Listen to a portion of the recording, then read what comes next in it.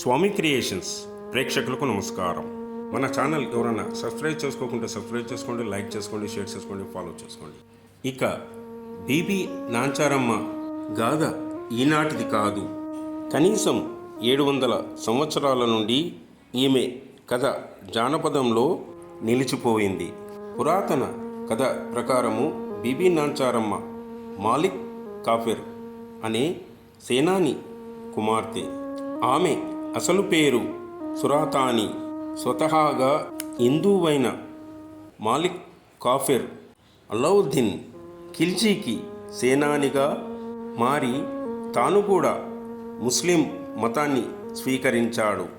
తన రాజ్యాన్ని విస్తరించే బాధ్యతను ఖిల్జీ నగరాన్ని మాలిక్ కాఫెర్ మీద ఉంచాడు.